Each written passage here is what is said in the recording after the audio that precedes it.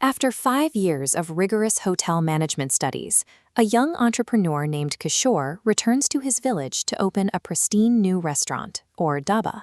He sets up shop right across from the area's only existing eatery, a dingy, unhygienic spot run by a man named Ambar. Kishore sees an obvious gap in the market for clean, high-quality food. He designs a menu featuring grilled cottage cheese, delicate spinach, and lightly seasoned lentils cooked without heavy oils. The locals take one bite and immediately walk out. They complain the dishes taste like hospital food. By the afternoon, Kishore's spotless new restaurant is completely empty. In the startup world, your first offering is called a minimum viable product, or MVP. It's meant to test a concept quickly. But an MVP often falls victim to creator bias, where founders build a product based entirely on their own tastes, completely missing the actual demands of the market. Kishore designed his MVP using his educated preferences for urban diet food.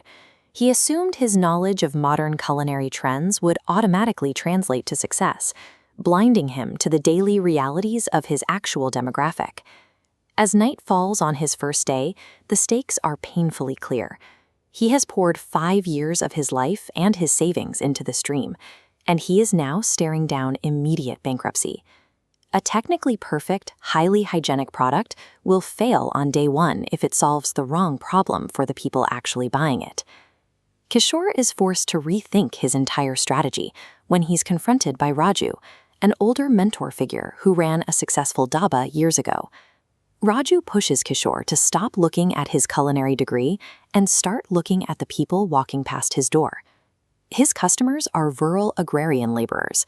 They spend 12 to 14 hours a day performing intense, back-breaking manual labor under the sun. This chart compares daily caloric expenditure. A manual laborer burns vastly more energy than a sedentary office worker.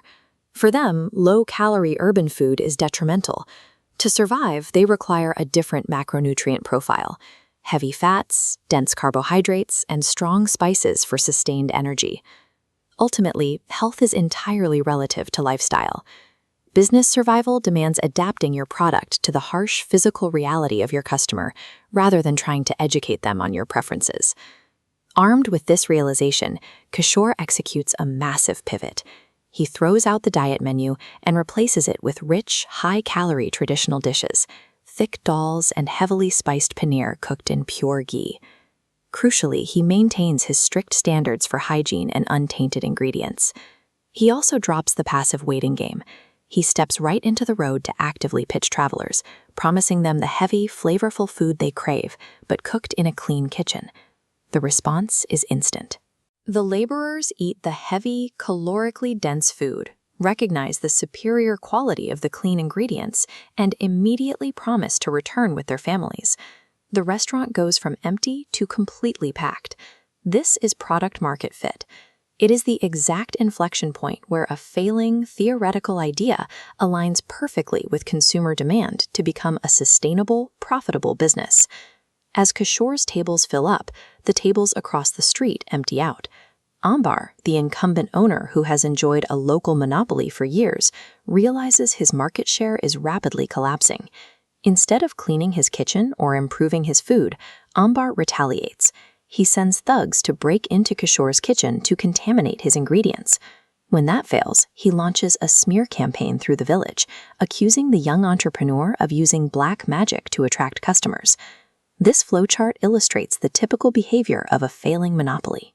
When faced with superior competition, a low-quality incumbent will almost always choose intimidation and sabotage over the difficult work of innovation. Kishore doesn't fight back with physical violence.